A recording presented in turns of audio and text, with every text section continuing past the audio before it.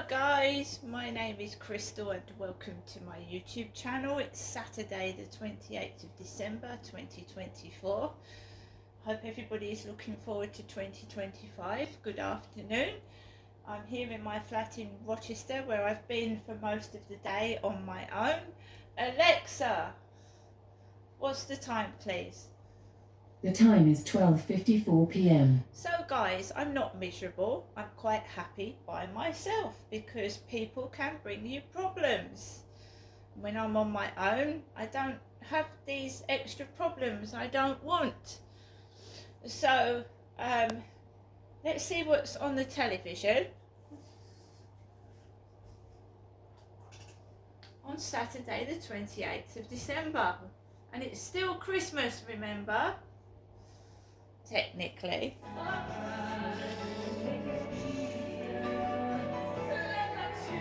Let's put the BBC News on Saturday afternoon.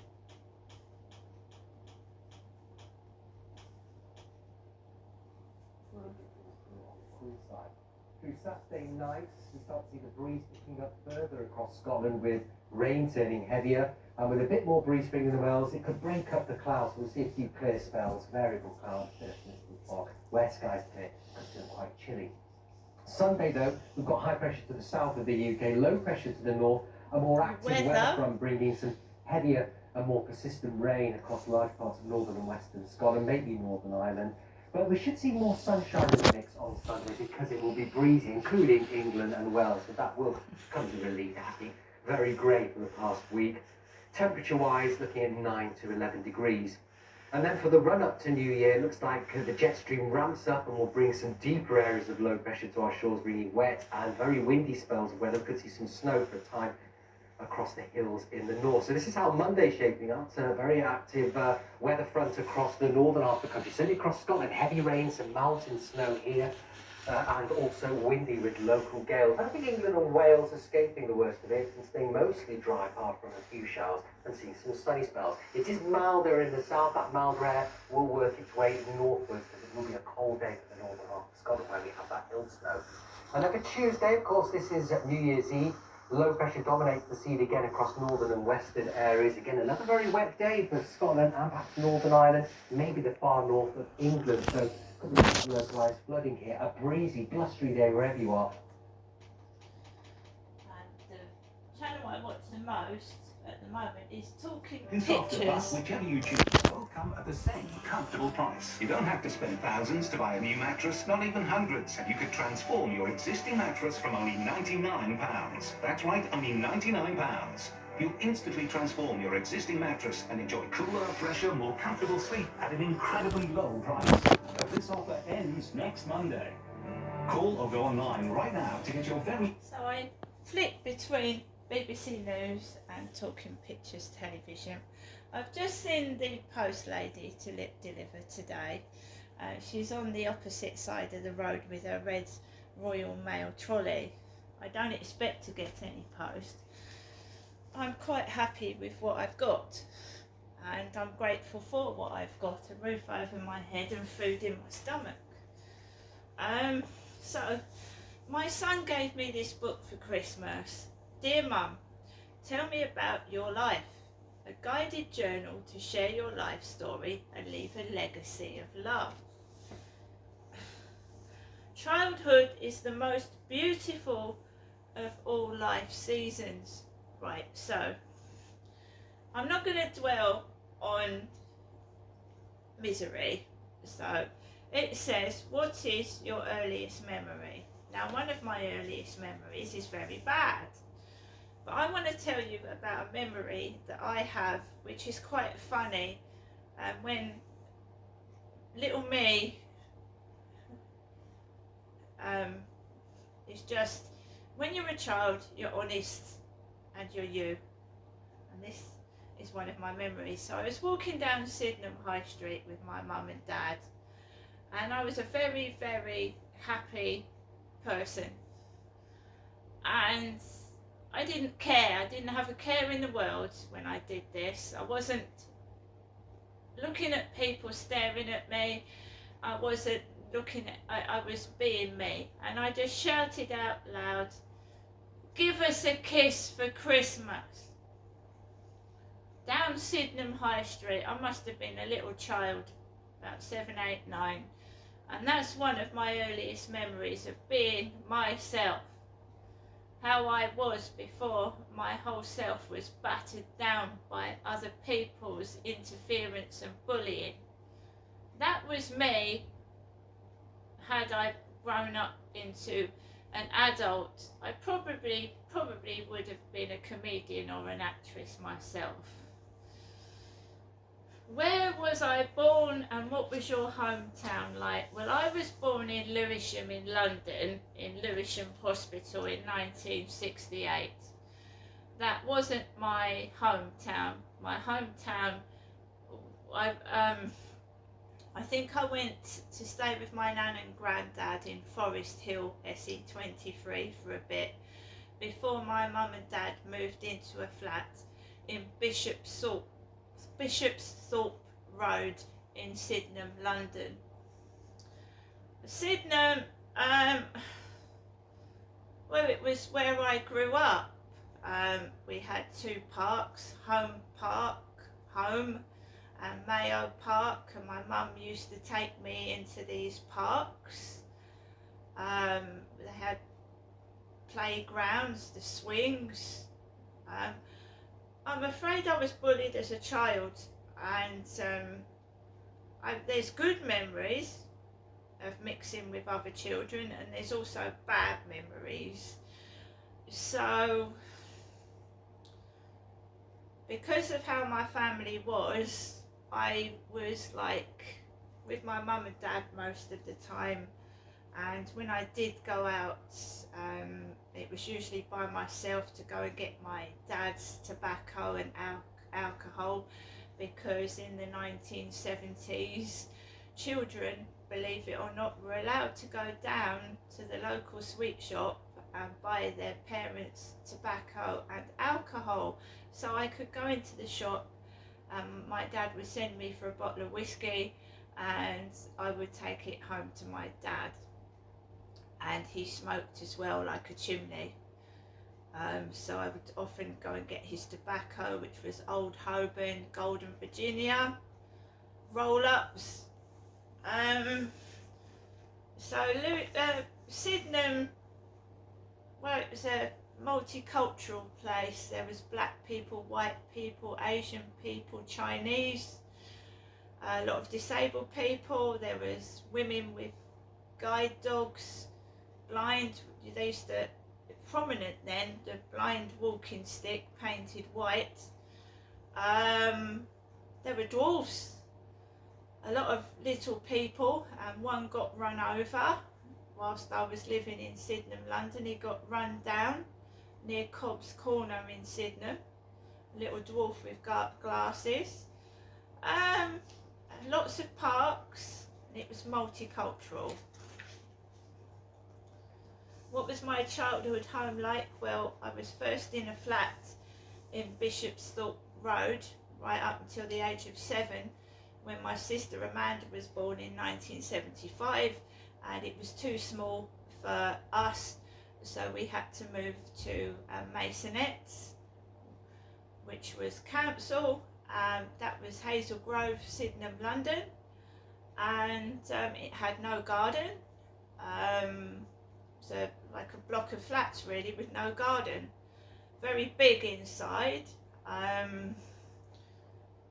You had walk-in cupboards, and we had a security system, a bit like this one but black and white. So we, 4 of us, mum, dad, my sister Amanda and myself, lived there until 1985, when my dad just weirdly decided to come down to Medway from London for some unknown reason. He wanted to buy his own home before he was 40, that's what he said. So he got a house down in Medway. What games did I play as a child?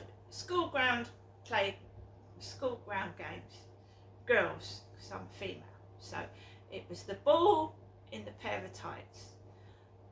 tennis ball in a pair of tights, right? So you'd knock it against the wall, right? And underneath your leg, like, it was a sort of, that was one of the games. Hopscotch, all girls remember playing hopscotch, and the elastic. So two people would stand there with one at one end with elastic round their legs, the other one, and then you'd jump over the elastic. Double dutch, skipping,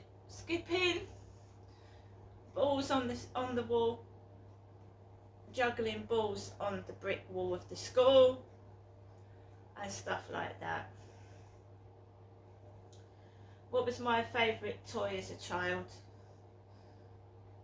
I've got to say it's a pen and a piece of paper, because I was absolutely loved writing poetry. I didn't really play, I don't remember playing with toys.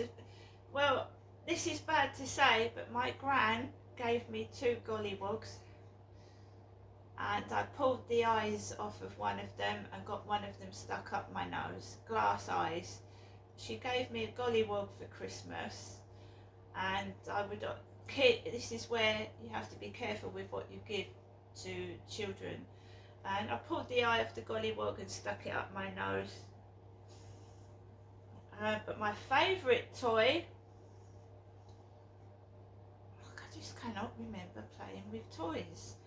It was music I was into, so I had a radio and headphones and a little music, you know, the CD players and the cassette players, portable. I cannot actually remember myself. Pack of cards, playing with like dollies and things. I can't remember. I remember other children having all these Cindy dolls and Barbies, but my parents were very poor, so I never had all these expensive toys. So I actually cannot remember myself playing with marbles. What was my relationship like with my parents? Bad. Very, very bad. I mean, there's not enough words I can describe. My dad, I was terrified of, absolutely terrified of. He used to belt me till I wet myself. I don't like talking about this, but it's true. My mum had mental health problems because of my dad's domestic violence towards her. So my mum was not a mum to me. She tried to be, admittedly, but she wasn't a mum to me, because I just remember my mum and dad fighting and witnessing my dad hitting my mother. So I was beaten, and I felt unwanted and unloved. And my relationship with my parents, I used to hide from my father because I was afraid of him, and I just was absolutely... My mother, she was very big when I was little. She was massive, and she sent me out to the shops for food. She really wasn't a mother to me, I'm afraid. Sorry, but that's it. Family, what were your favourite family traditions? Well, when you've got dysfunctional family and you really can't communicate with your parents, you'd learn things at school. And I love Christmas, and I've got to say that if it wasn't for my grandparents and my school, I probably wouldn't have had any kind of Christmas at all, because my dad was an alcoholic, and he used to kick the Christmas tree over in his temper, and he used to hit me and my mum if we accidentally knocked over his beer glass. So I love Christmas, and I remember making paper lanterns at school with sticky back paper, and going to my grandparents. My grandparents love Christmas, and the old decorations, the balloons with the long noses, I think it was called Conk, the balloon, the old Christmas decorations, and my nan really tried to make Christmas special for me. hung little toys on the Christmas tree as well as decorations, but my parents were appalling. A self-centered mother and a father that was just mental.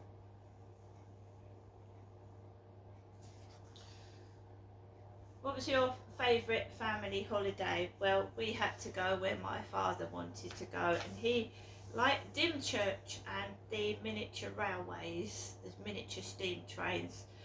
And my dad would have enough money to pay for the accommodation, whether it be a caravan or a little chalet, but we never had any money to go on fairground rides, and he never had any money to buy us anything like ice creams. So I just remember watching other children having fun on fairground rides and having ice creams, and me and my mum and sister were forced to walk miles in the scorching hot sun, and we would often get very sunburnt and our skin would peel off, because my dad was like some kind of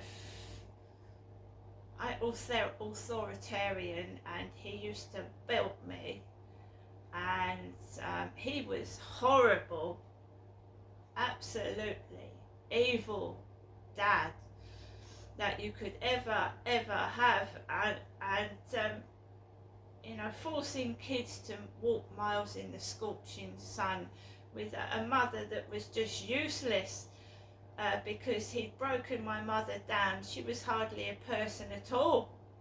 She was like a walking zombie, just obeying what my father said, and there was nothing I could do about it. And we were forced to do the most horrible things. It wasn't a holiday at all. It was what Dad wanted to do. It wasn't a holiday. What is one thing that your parents taught you that you still carry with you today? To not be like them. To not be like them. That's all they taught me.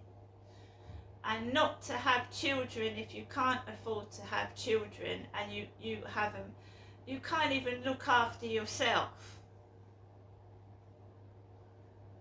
What were your siblings like growing up? I never got to meet my brother, who died at 2 months old, Dylan, and my sister died of multiple sclerosis at 36. I lived with my sister until she was 10, and then I couldn't wait to get away from my parents because I felt they were so evil, the pair of them. I left home at 18, and I really don't know what they did or how my sister lived, because I lived in Gloucestershire while my sister lived in Medway, but I could no longer live with my parents any longer once I reached 18. I'd had enough of the abuse of it. This is sort of making me on edge. I do apologise. I don't want... You've got to be honest, haven't you?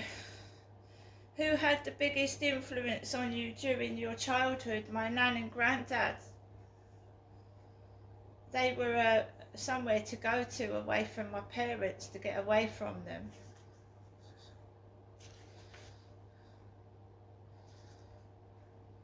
What did I want to be when I grew up? I wanted to be a veterinary assistant.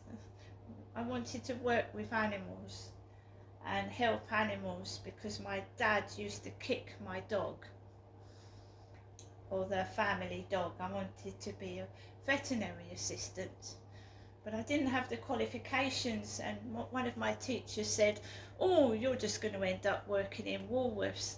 And you know what? I didn't end up working in Woolworths. I ended up working for the Queen, for the civil service, and doing a really, really good job. So that shoved them up the backside, my school, who said I would ended up working in Woolworths. And Woolworths has gone. It's gone, hasn't it?